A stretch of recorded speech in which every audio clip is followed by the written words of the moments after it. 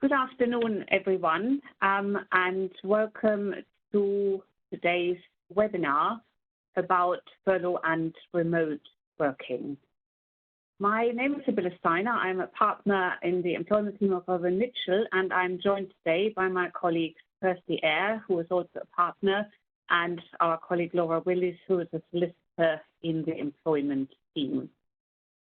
Before we start with our topic, just a few housekeeping comments.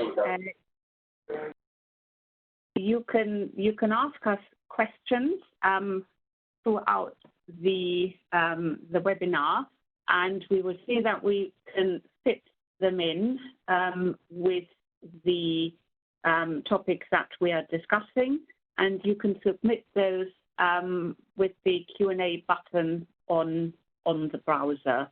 And Laura has kindly agreed to see those questions and put them to us.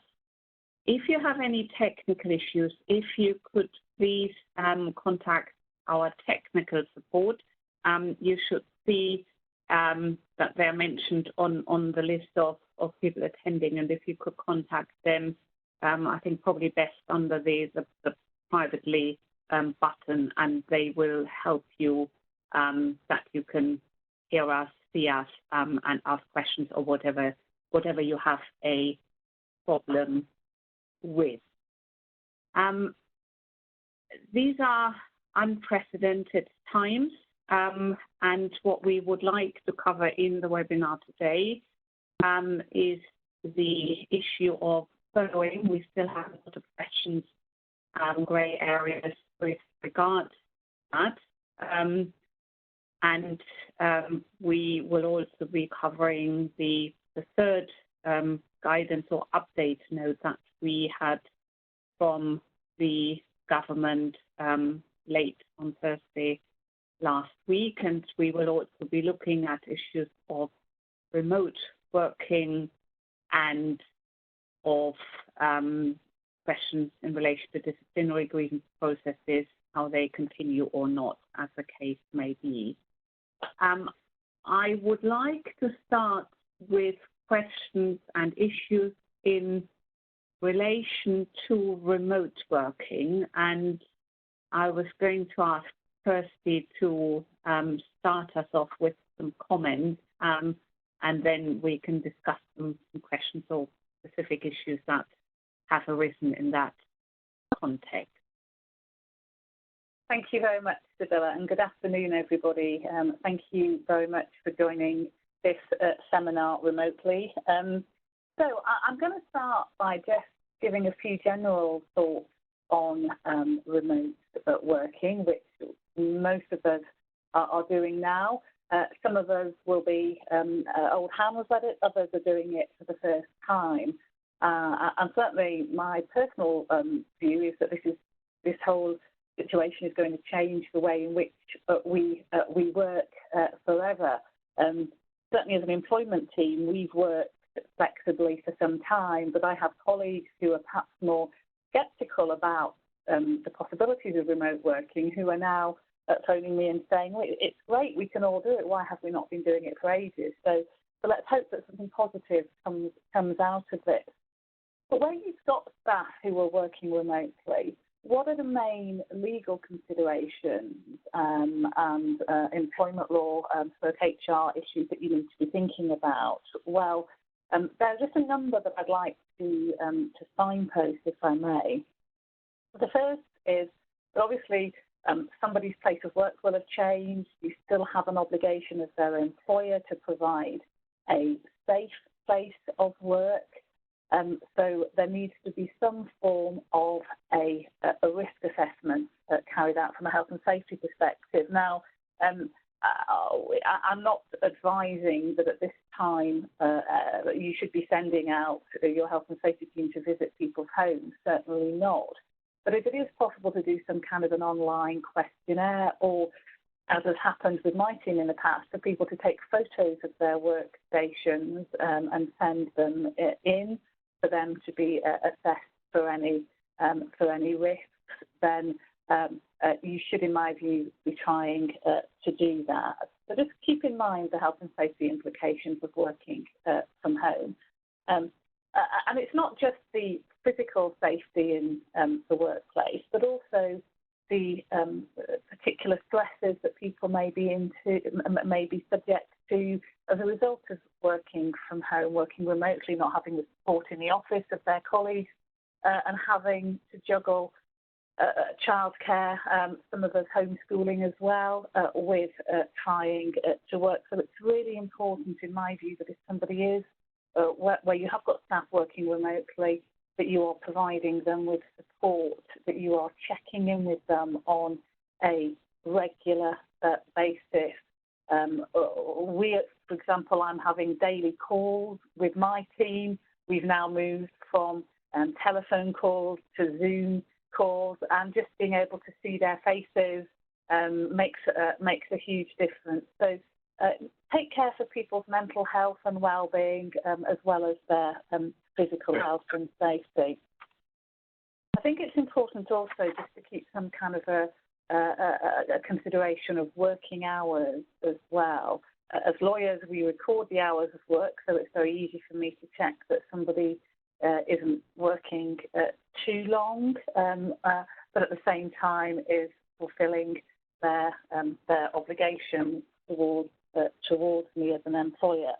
So keep an eye on working hours. It can be difficult when you are working at home to split off your working day into working time and time away from your for your work space. Think about issues such as supervision. How are you going to carry out supervision and one-to-ones? Can they be done remotely? Are there any regulatory requirements that require you to have a particular form of supervision or a particular regularity of supervision? Confidentiality is an important issue as well. Where people are working from home, they are still subject to their normal confidentiality obligations towards you. And it may be worthwhile just reminding people of that, because they may, for example, be working in an office that other people have access to. I know some of our team have partners who are working from home. A friend of mine is working from her kitchen table with her children at the side of her trying to homeschool. But just think about confidentiality. Is somebody going to be using their own laptop to access work systems and to work on? If so, does anybody else in the family or in their household have access to that? And could they access your confidential information? So useful just to remind them of their confidentiality obligations, and to give some thought to the protection of personal data as well, because the GDPR apply. When we are working at home, we will be processing personal data about others. So what protections have we got in place to ensure that there isn't any unauthorised processing or anything which could expose us on that front? It can be useful to put in place a home working agreement and to review your policy on remote working if you have one.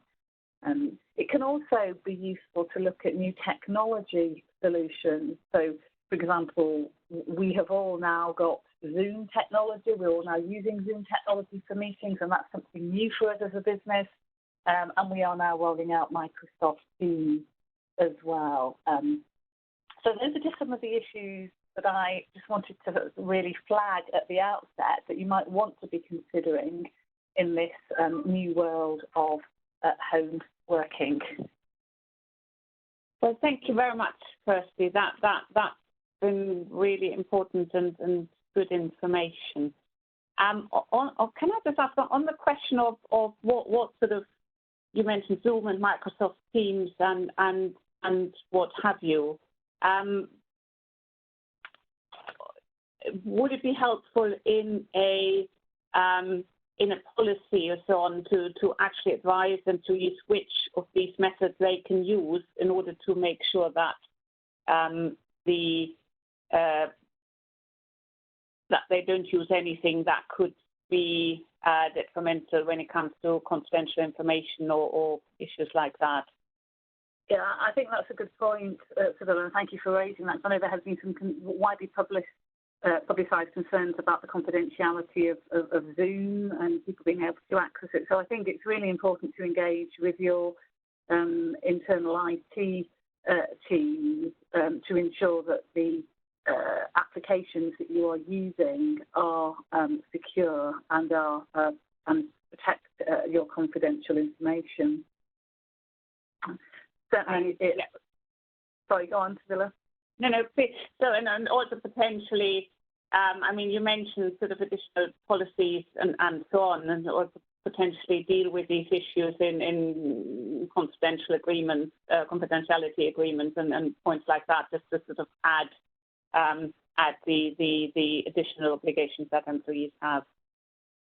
Yeah, I think it's important just to remind people, because they could very well unwittingly breach confidentiality. I know, for example, that one of my team is working on her home laptop at the moment, but her husband also has access to. So just a quiet word or a quiet email to say, listen, just to make sure that when you are working, this is working in a place where nobody else can oversee what's on your screen, and that nobody else has access to our systems when you're not through that shared device.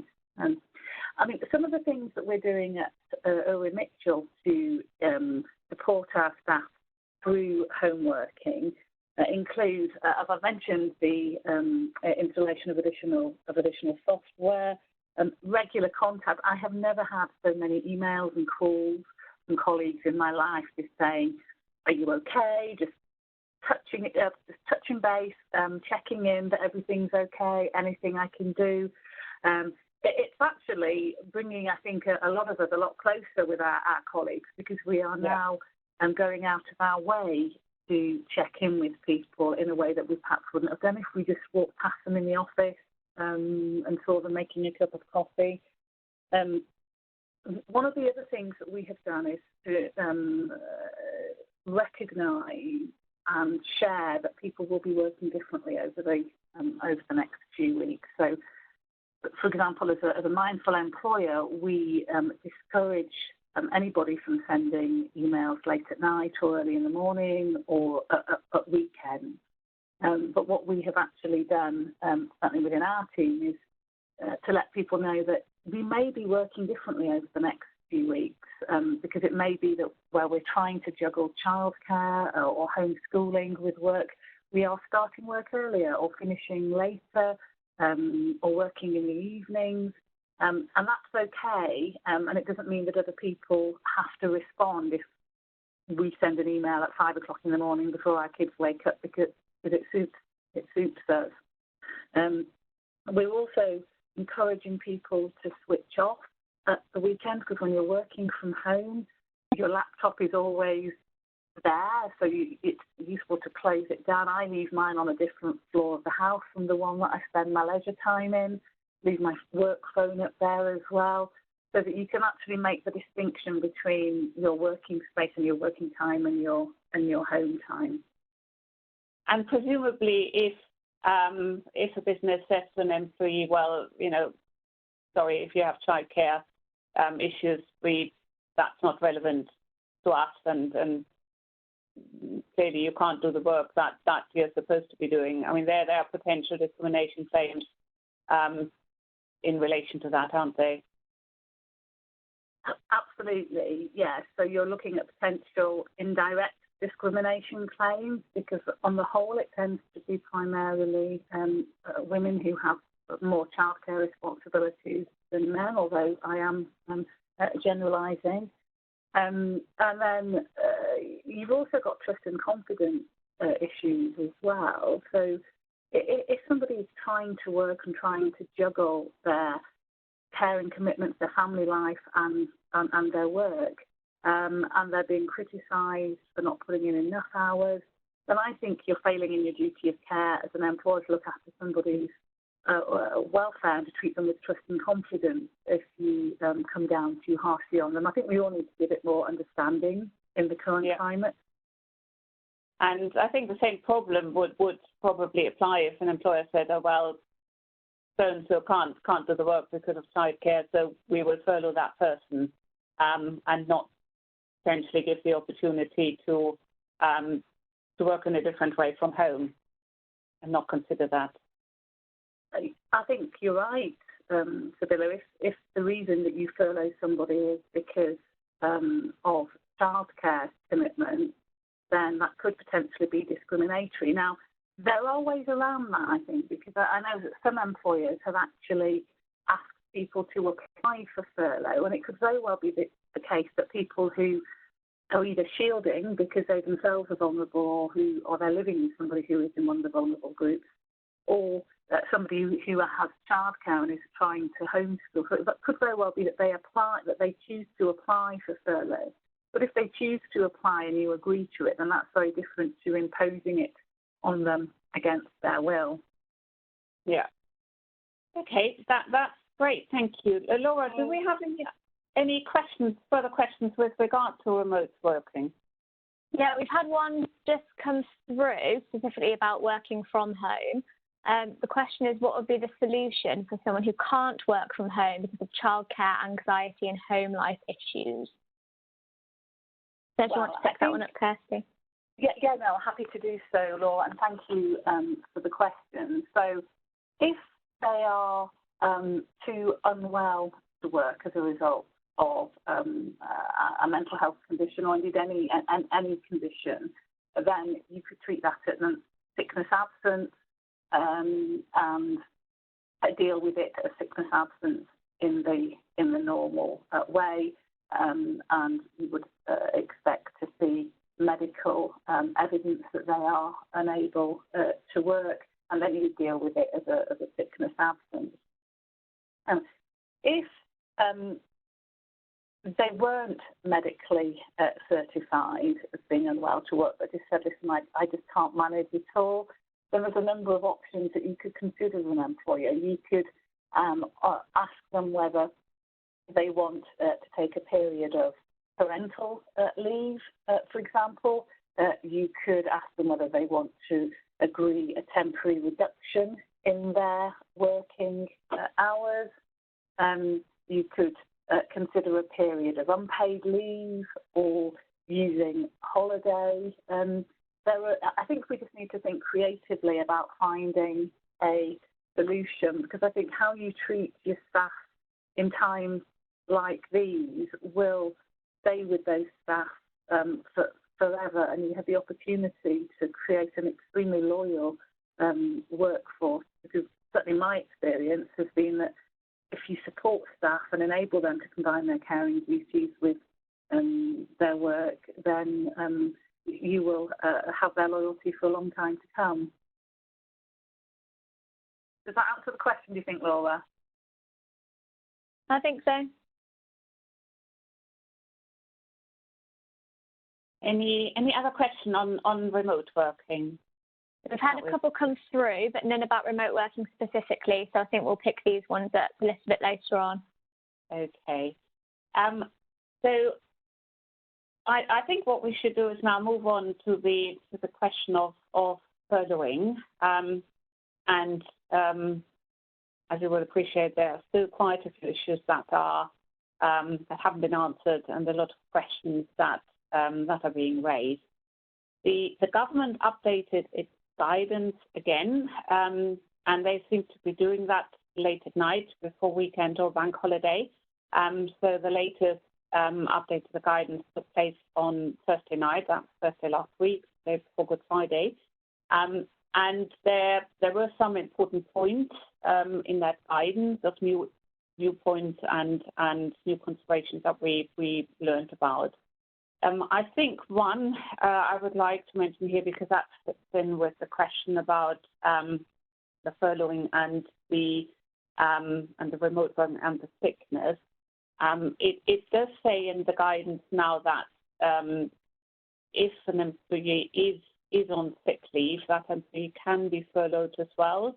So it does seem to be possible to switch between the sickness and the furloughing. What is not possible is to use the furlough scheme to top up back to sick pay for short periods of illness, because as you probably know, the minimum length of time that an employee has to be furloughed is 3 weeks. The guidance also now confirms that employees who are shielding or who are looking after someone who has to shield, that they can be put on furlough. Prior to that change in the guidance, there was a slightly confusing wording in that it mentioned that a shielding employee could only be furloughed if otherwise it would have been made redundant. That wording has fallen away because, in fact, it didn't make that much sense in connection with the other wording of the guidance. I think just a general comment with regard to the government guidance is it's a guidance. It's not a law. It's not regulation. It's guidance, and presumably it's guidance that's been written sort of fairly quickly and swiftly to get things out, because this furloughing scheme is obviously a new scheme to the UK. So things have to be guided, and the guidance has to be written fairly swiftly. So on the question of furloughing, how we've briefly touched on that as well. So, but I would like to mention it again, because we've also had a judgment by the High Court on the issue of, well, how do you put someone on furlough leave, and what do you have to do in order for that to be effective? And as we've discussed before in previous webinars, in order to put someone on furlough, you need the employee's consent. And what we advise our clients to do is to send a letter, and we've put together a fairly detailed letter with regards to that, to ask the employee to agree that they can be put on furlough. So one of the questions that arises in that context is what happens to employees who don't respond to the letter, so who don't send the letter back and say, I agree. Have they agreed or have they not agreed? And then can we imply agreement because they have remained silent? And that issue was looked at by the High Court in the Furlough case. That was over the weekend. I'm not going to go into the details of the case here because that's quite complex and it's got to do with the Furlough administration. But what the court looked at there was the question whether silence does imply consent or whether it doesn't. And I think there isn't a definitive answer for every single case to say, well, if the employee doesn't respond to it, there is definitely consent or there definitely isn't consent. And I think what we can take from the judgment is that one does have to look at the circumstances. But an important, I think, point or what to look out for is possibly say to the employees as well that just to make sure that they react. So if they don't react, give them a call. Say, have you received the letter? Make sure that the letter hasn't sort of gone somewhere lost in the post or in an email. But be active to make sure that you get the consent by the consent that the employer has asked for, and get the employees to consent to it. On the question of pay and furlough, Kirsty, do you want to explain how that is calculated? And yes, happy to do that. So in terms of pay, the grant that you get covers 80% of the employee's normal salary. So for those who receive the same salary every month, that it'll be fairly obvious what that is. If somebody's just come back from, let's say, maternity leave or shared parental leave, then you would look at the salary before they went on leave. If somebody's earnings vary on a month-by-month basis, then you have a choice. You can either look at what they earned in the same month 12 months ago. So let's say if you're looking at how much to pay them for March, then you would look at what they'd earned in March 2019. Or you can do an average over the last 12 months to work out their average monthly earnings. And if they've been with you only for, let's say, 7 months, then you could look at the average. You would look at the average over the last 7 months. Basically, the government will pay 80% plus employer national insurance contributions and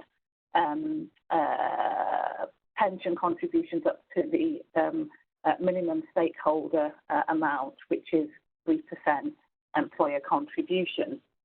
Now, it's up to you as an employer whether you choose to top up. And there are issues that arise, for example, because if, let's say, you make a 10% or even a 5% pension contribution normally on behalf of staff, you'll have to take a decision as to whether when they are furloughed, you're going to reduce that contribution to 3%, and there may be pension law implications of doing that, which you'll have to consider.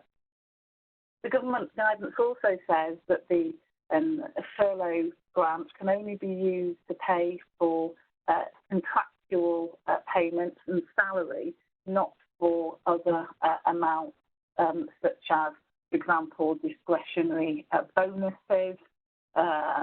If you are contractually obliged to pay overtime or commission, then you can recover, then you can include that. But non-monetary benefits, such as provision of a car or medical insurance or life insurance, you could not recover that as part of the furlough arrangement. You couldn't claim for that. And how? Yes, it does. Thank you very much. And how does the increase in national minimum wage, if at all, sort of feature in furloughing and payments? Well, for those who are actually furloughing, you would look at the previous salary, which would have been before the national minimum wage increase at the beginning of April.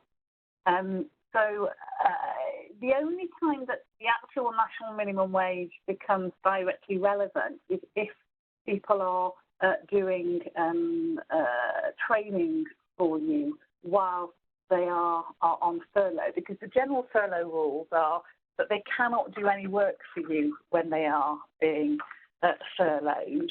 And the specific examples given are work which makes money for the organisation or for any linked or associated organisation, and they cannot be providing services for you.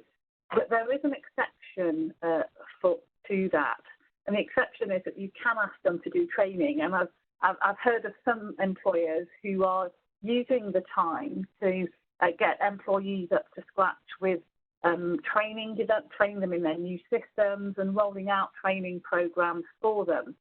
The one issue to be to think about when people are doing training is they must be paid at least the national minimum wage for the period of time that they are training. So if they are if the payments that they're getting on furlough take them below the national minimum wage, that's fine as long as they are not training. But for the period of time that they are training, you will need to top up to make sure they get at least the national minimum wage. Now, Laura, are there other questions that have come in on this pay point? Yeah, we've got quite a few on pay. We'll just do a couple of what I think will be quick ones. So the first of which is an employer obliged to top up furlough pay to 100% just because you've asked? No, you're not. It's an entirely voluntary whether you top up or not. Wonderful. Another one's come in. Do we have to just continue to pay as normal and then claim when the HMRC portal opens?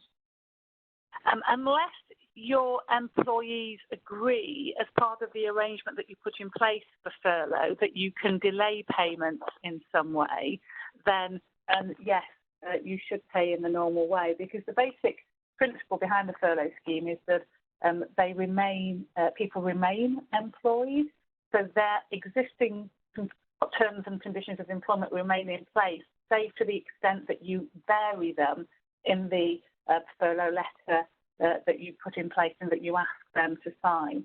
So if you're going to have to delay payment because you just don't have the cash to make the payment until you get the money through from HMRC, then you will need to agree that with the employee. Otherwise, you will have made an unlawful deduction from wages.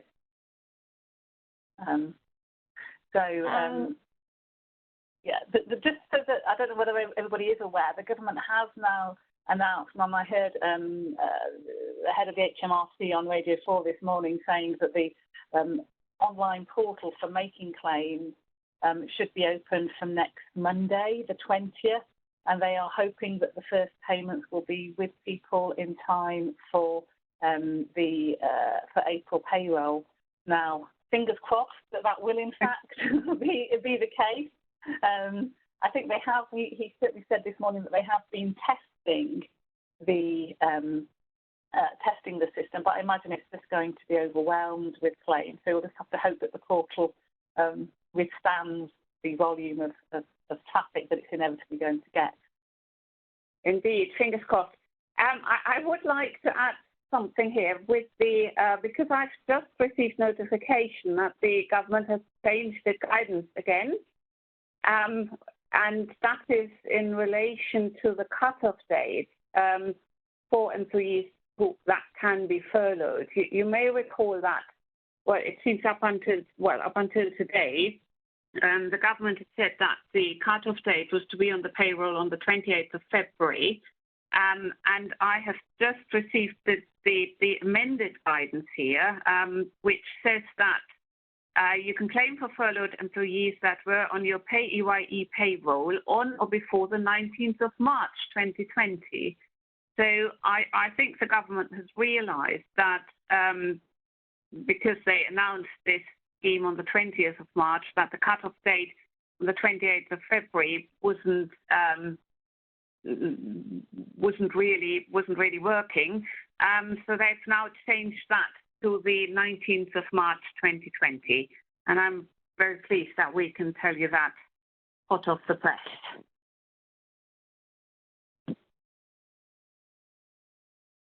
Were there any more questions, Laura, about pay that you would like us to address? Certainly. Just 1 second. We've got one about pregnant employees. Do we have to top up to 100% for pregnant women when the reason for furlough is the pregnancy? Firstly, I would say if you were to furlough somebody just because they were pregnant, then you would be exposed to at risk of a potential claim of pregnancy discrimination. Now, if the employee applied for furlough, you had an open application process and she was granted furlough, then the risk is low. But if you were to decide to furlough somebody just because they were pregnant, then you're at risk of a claim of pregnancy discrimination. So just be aware of that.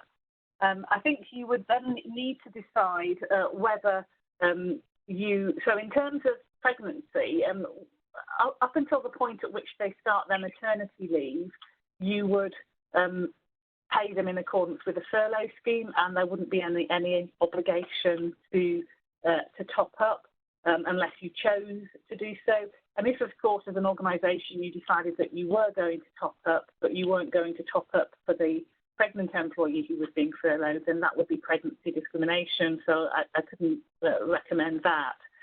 But at the point at which they start their maternity leave, they would then go on, in my view, go on to maternity pay, and you would look at what the provisions in their contract are, if you offer enhanced maternity pay, or you would be looking at statutory maternity pay. So, Bill, is there anything that you want to add to that? No, I think that's fine. I just thought whether if we cover quickly as to what sort of type of work can be done during the furloughing scheme, because as you explained, volunteering and training can be done, and I think the questions have been asked also in relation to sort of owners of companies, what type of work can be done. I think on the volunteering side, volunteering isn't volunteering for one's own company, and the updated guidance from last Thursday made it clear that it's also not possible to provide work for an associate business of a business group. So if one is furloughed by one group company, it's not possible under the furloughing scheme to do then work for another group company. It is, however, possible to do work for other companies, although that should be subject to the agreement of the first employer. And we would also very strongly recommend to set up contractual agreements and arrangements with the employee to make sure that as soon as the first employer is ready for work to start again, that the employee will then come back from the second employer that they might have started work with during the furloughing period with the first employer. Do we have any other questions with regard to that, Laura? With regard to volunteering or pay? With regard to what sort of type of work an employee can do during the furloughing period. We've had one request to clarify the training question. So please can you expand on the training assumed to be allowed under furlough? As a professional services company, we use specific software. Could we ask our furloughed staff to train or use that software to better use their skills? My view is that you can. The guidance is non-specific about. It doesn't define training. So anything which is training, as long as they're not actually doing any work for the organisation, I think it's entirely up to you. So let's say if Owen Mitchell were to decide that they wanted to furlough me and for me to train in property law, then I think I think I would have to do that. So you can do whatever training you want, as long as it's not actually providing services to the organisation or generating revenue for the organisation. I mean, there might be a fine line to walk at some point if people are asked to do massive training courses, like we're saying, to requalify or what have you, as to whether that would actually be regarded as work or not, I suppose. I think we have one related to that, actually. Is there a grey area of working to keep the business going whilst being furloughed and volunteering whilst being on furlough? And then there's another question that kind of links to that. So would that include watering plants around the premises and painting the corridors, or does it refer only to volunteering for another organisation, such as the NHS? It's only volunteering for another organisation, in my view. I don't think you could ask somebody to come in without pay to water the plants or to paint the corridors. Questions have also been raised about things like, can we have team calls to keep people up to date, team meetings? And my view is that even things like that risk falling into the category of work. If you were to organise, for example, a team social, I've just organised a pub quiz, a virtual pub quiz for Friday afternoon for my team, where we're all going to have a catch-up and a chat, and somebody's agreed to volunteer to be quizmaster, and we'll chat about what we're going to be doing at the weekend. Then that, I don't think is working. That is a social event. But if you are asking people to come in and provide services to the organisation, I think you risk falling foul of the rules. I think in that context, what do you think about disciplinary and grievance processes that were commenced prior to the furlough, to someone having been put on furlough? Presumably, then taking such a person through that process while they're on furlough, that's likely to be work as well, isn't it? I think it would be work, yes, because it's not something that somebody would choose to do on a voluntary basis, is it? And if you would expect to be paid coming in to attend a disciplinary hearing. So I don't think, that, in my view, if there are disciplinary processes that are ongoing, then an employer has a choice. It can either choose not to furlough the employee pending the outcome of the disciplinary process, particularly if it's a serious disciplinary and you're looking at potential dismissal, then why would you want to keep somebody on the books indefinitely when there's a serious disciplinary issue? And so I don't see any reason why you can't go ahead with a disciplinary process. Obviously, when it comes to disciplinaries, you will need to make adaptations, adjustments to the normal processes, but there's nothing in the ACAS Code of Practice, for example, on discipline and grievance, which says that you can't hold a disciplinary hearing remotely. And I had a quick look at the ACAS Code of Practice before we started today, and there's a lot of good stuff in there about what you need to do to ensure that a disciplinary hearing is fair, such as arranging for the employee to have access to any documents or copies of any documents that will be relied upon, giving them the chance to be represented, giving them the opportunity to state their case and to question any evidence. But there's no reason why that can't take place via a Zoom call or other form of video conferencing, or even over the telephone, in my view. Okay, great. And I think that any more questions there with disciplinary or grievance, Laura, by furlough or otherwise? Not specifically, no. Okay, shall we then? Well, did you want to talk about redundancies now? Should furloughing not be able to save the workforce, so the employer still needs to make redundancies? What about that? Yeah, very, very happy to do that. I'll do that, and then we move on to the minefield of holidays and furloughing. But let's cover the redundancy issue first. Now, I think redundancy comes up in different scenarios in the context of furloughing and the pandemic. One context is, well, if an employee refuses to accept being furloughed, what are the next steps that an employer can then take? And there potentially a next step is to make that employee redundant. What needs to be borne in mind in that context is that the general employment rules and laws still apply, so proper procedure will have to be followed with regard to that in order to make sure that such a redundancy would be fair, if we're talking about an employee who has protection against unfair dismissal.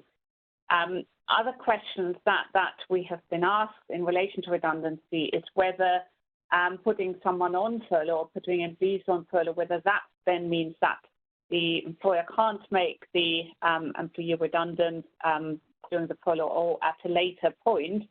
And the answer to that is no, that's not the case. So it is possible, the guidance says that as well, to make an employee redundant after the furloughing scheme has ended, or even to start a redundancy process while employees are on furlough. So those possibilities still remain. If we're talking about making more than 19 employees potentially redundant, we'll be looking at collective consultation obligations, which again could logistically be a bit difficult at the moment. But again, I think what is expected of the employer there is to act reasonably and to do what they possibly can. Our advice is, safest advice is to follow the rules. If that is not possible at all, or to the full extent, try and do the best you can, and to be seen and to be able to evidence that's what the employer, what the business has thought about, and that they've thought about how to accommodate things as best as possible. I think we've got about 14 minutes left now. And so I think it would be good if we could briefly speak about the minefield of furloughing and holidays. So can employees, do they accrue holiday? Can they take holidays during furloughing? Can they be forced to take all their holidays during furloughing? Kirsty, what's your view on that? Yeah, happy to give a view on that, because it's one of the most common questions that comes up in practice. So firstly, with the easy question, do they continue to accrue holidays during the furlough period? Then yes, they do. Now, you'll be aware that there are different types of holiday leave. There is leave under the Working Time Directive, which is the first 20 days leave for a full-time worker in a year. Then you've got the leave under the Working Time Regulations, which takes you up to the first 28 days. And anything above that is contractual leave. So certainly for the first 28 days of leave, so your working time leave, that does continue to accrue during the period of furlough leave. If you grant holiday which is over and above that, then there is no reason, in my view, why you couldn't say that you won't accrue any additional holiday over and above 28 days a year during that furlough period. But given that the furlough period at the moment is only envisaged to last for a maximum of 3 months, although the government has said that it will extend it if it considers it necessary, then it may be quite a complicated calculation to do to work out how much additional leave they would have accrued during the weeks that they were on furlough leave. Can you force people to take holiday during the furlough? Well, I have to say there are differing views on that. Initially, the view that a lot of people took and that we took as an organisation was that you cannot require people to take holidays during furlough leave in the same way that you can't require people to take holidays when they are on maternity leave or when they are on sick leave, because the purpose of holidays is to give people time away from work. So that was the initial view. However, in response to, so HMRC has got a Twitter feed, and you can ask questions on this Twitter feed. And in response to a question on the Twitter feed last week, HMRC indicated that you can, in fact, that their view is that you can, in fact, take holiday during a period of furlough leave. And ACAS have now updated their guidance on the furlough scheme to suggest that people can take holiday during a period of furlough, but that an employer should top up the salary to 100% of their normal salary, so what they would have otherwise got by way of holiday pay. So ACAS and HMRC seem to be saying that you can take holiday during furlough leave. We are still not convinced, and I attended a webinar last week from the Employment Lawyers Association, and there were 3 very eminent leading practitioners debating the issue of holiday pay of holiday and whether you could take holiday during furlough. 2 of them came down in favour of one view, and 1 of them came down in favour of the other. So it isn't clear cut. I mean, I think from a pragmatic perspective, you probably will want people to use holiday during furlough. You know, we've just had the bank holiday weekend. We've got more bank holidays coming up in May. So I think from a pragmatic perspective, many employers will want to say, if you've got pre-booked periods of leave already, then you will be required to take those during your furlough, and we'll just top up to 100%. And in any event, we will treat the bank holidays as holiday pay. Now, would that stand up in an employment tribunal in a year or 2 years' time if it was challenged? I don't know for certain, but certainly you've got HMRC and ACAS indicating that their view is that holiday can be taken. Yeah. A slightly different question is, can you force people to take holiday instead of furlough? Because some employers have been using holiday as an alternative to furloughing people. You can, under the working time regulations, tell people when you want them to take their holiday. You have to give them twice the period of notice, though, that of the a period of holiday that you want them to take. So if you want them to take a week's holiday, you have to give them 2 weeks notice. So you could conceivably bring somebody back off furlough or require them to take their holiday before you put them on furlough. Yeah. So I think that would probably be particularly interesting if the government decided to extend the furloughing scheme, because at the moment it runs until the 31st of May this year. So there isn't that much time left, I suppose, to ask people to take a lot of holidays. I think, Kirsty, as you said, yep. I've just seen a comment from one of the participants saying that surely this will be a nightmare for payroll systems, though, if you can take holiday during furlough. Absolutely. There are going to be practical challenges with the yes, scheme. And I think that, I mean, we clearly need to wait for more guidance from the government with regard to that. I mean, the fact that they have said that it is or possible for the first 4 weeks of holidays to be carried over into the next 2 leave years, if those holidays, it wasn't possible to take those holidays because of the pandemic, that might be an indication that furloughing and holiday would not sit together, because why would there be a change in the law that those 4 weeks can be carried over into the next 2 leave years if it was theoretically possible to take all the holiday during the furloughing period? Although I do wonder, Sibylla, whether that provision is designed more to deal with staff who can't take holiday because they are so busy. For example, staff in the NHS or in retail and distribution who are particularly busy at the moment. Indeed. So I think as far as are there any more questions on the holidays, Laura? We've got a couple. Same question's been rolling through a couple of times. Do employees continue to accrue holiday during furlough? Yes, I think the answer to that is yes. Holiday will continue to be accrued, yes. And then we have a question more about practical considerations. So obviously furloughed staff won't be using any of their annual holiday entitlement during furlough. On an assumption at the moment, we don't know what the situation is. Are there any options regarding taking holiday later in the year or practical advice that we can give to prevent disruption?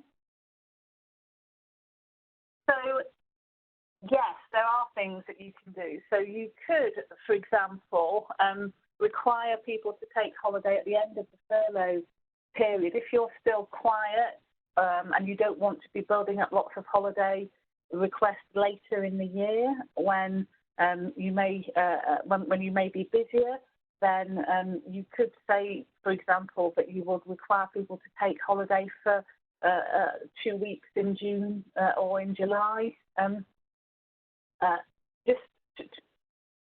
Whatever suits you best as a business. I think it would probably be advisable for business to look at that now and to talk to the teams and talk to them about what time it is their intention to take holidays. Also bearing in mind, I think the aspect that Kirsty you mentioned earlier about well-being, that it is important for people to step back, to relax, to have a holiday, even if it's not possible to travel to a beach or fly somewhere. and to make a plan now to consider when people would like to go, so that there isn't just that everyone says, well, I now want to go in October, but to plan this in advance, talk to the team, and to agree. So one of the things that we're doing as a business, that our HR team have done, is to look at the pattern of holiday requests during the year generally. So we had a communication from our HR team recently to say that, we've done an analysis of when people take their holidays, and typically people will often take a week between April and June, and then 2 weeks in July and August. And we would encourage you to try and stick to that same pattern where you can during the current period. Obviously, we don't know yet how long the lockdown is going to last. But the last thing that people will want as employers is for a whole host of holiday requests just when they're getting busier again. Indeed. Well, thank you very much. We are coming to the end of the webinar. I think we probably have time for one more question, Laura. Is there any question we haven't answered yet? Yeah, I've got a few general questions we can probably do in a bit of a quick fire way.